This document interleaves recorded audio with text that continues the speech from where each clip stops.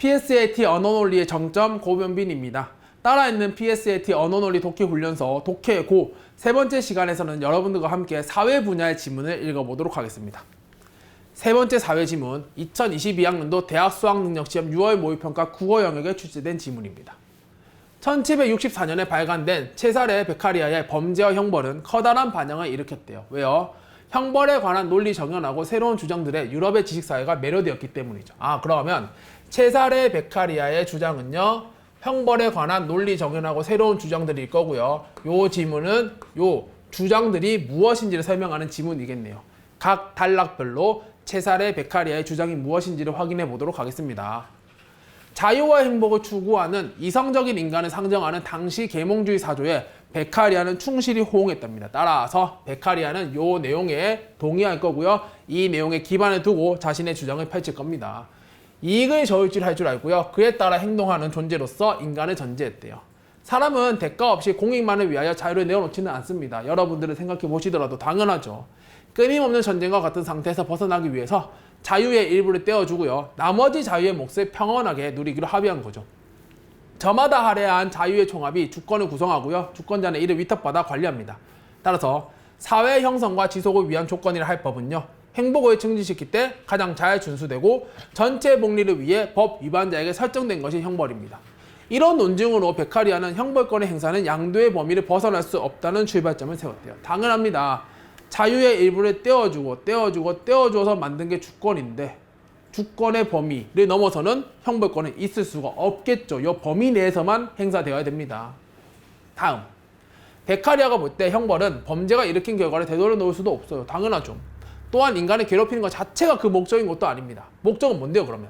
오로지 범죄자가 또다시 피해를 끼치지 못하도록 억제하고요. 다른 사람들이 그 같은 행위를 하지 못하도록 예방하는 데 있을 뿐이래요. 이는 범죄로 얻을 이득, 곧 공익이 입게 되는 그만큼의 손실보다 형벌이 가하는 손해가 조금이라도 크기만 하면 달성됩니다.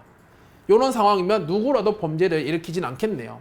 그리고 이러한 손익관계를요, 누구나 알 수 있도록 처벌 체계는 명확히 성문법으로 규정되어야 되고요. 그 집행의 확실성도 갖추어져야 됩니다. 범죄를 일으키면 무조건 형벌 때린다 라는 것이 만들어져야 범죄를 일으키지 않겠죠. 결국 범죄를 가로막는 방벽으로 형벌을 바라보는 겁니다. 이 울타리의 높이는요, 살인인지 절도인지 등에 따라 달리해야 돼요. 이유는요, 인간을 괴롭히는 것 자체가 목적이 아니니까. 공익을 회수한 정도에 비례해야 하는 거죠. 그것을 넘어서는 처벌은요, 포갑이고요, 불필요합니다. 그냥 괴롭히는 것에 불과해요. 베카리아는 말합니다. 뭐라고요? 상이한 피해를 일으키는 두 범죄에 동일한 형벌을 적용한다면 더 무거운 죄에 대한 억지력이 상실되지 않겠는가 물었어요.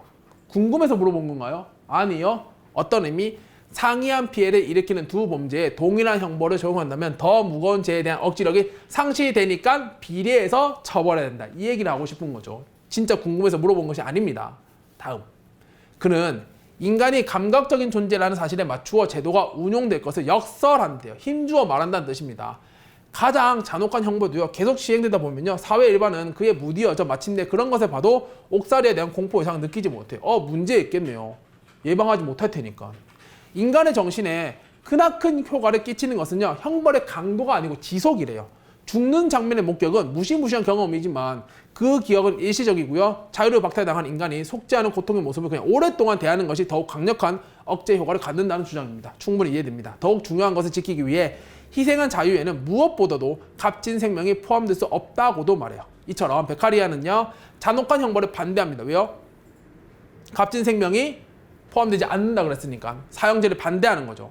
잔혹한 형벌을 반대하여 휴머니스트로, 최대 다수의 최대 행복을 말하여 공리주의자로, 자유로운 인간들 사이에 합의를 바탕으로 논의를 전개했으니 사회계약론자로 이해됩니다. 충분히 납득 가능하네요. 위에서 이해한 내용을 바탕으로. 형법학에서도요, 형벌로 되갚아준다는 응보주의를 탈피했습니다. 장래의 범죄 발생을 방지한다는 일방 예방주의로 나아가는 토대를 세웠다는 평가도 받는데, 오케이. 전체 단락을 통해서 체사레 베카리아의 형벌에 관한 논리 정연하고 새로운 주장들을 이해했습니다. 문제 한번 확인해 보도록 하겠습니다. 1번. 윗글에서 베카리아의 관점으로 보기 어려운 것을 했습니다. 나머지는 괜찮은데요. 3번. 개개인의 국민은 자신의 자유를 떼어줬습니다. 그 자유를 모은 게 주권이고 주권자는 이를 위탁받았다고 했으니까 개개인의 국민은 주권자가 아니고요. 형벌을 시행하는 주체로도 볼 수 없습니다. 3번을 찍으시면 돼요. 2번 기억에 대한 설명으로 적절하지 않은 것은 했습니다. 기억은 울타리예요. 형벌이네요. 적절하지 않은 것. 나머지 선지 확인하시면 5번 지키라는 공익보다 무조건 높게 설정하는 것이 아니고요. 뭐 하래요? 비례해야 된대요. 그래서 5번 정답 찍으시면 됩니다. 3번 보도록 하겠습니다. 윗글을 바탕으로 베카리아의 입장을 추론한 내용으로 가장 적절한 것을 했습니다. 나머지 확인해 보시면 되고요. 4번 선지 보도록 하죠. 가장 큰 가치를 내어주는 합의는 있을 수가 없대요. 범위가 제한되었습니다. 왜요? 자유의 일부를 떼어주고 만든 게 주권이니까 이 범위를 넘어설 수 없습니다. 따라서 사회 계약론의 입장에서 사형을 비판합니다. 맞네요. 4번 찍으시면 되는 문제입니다.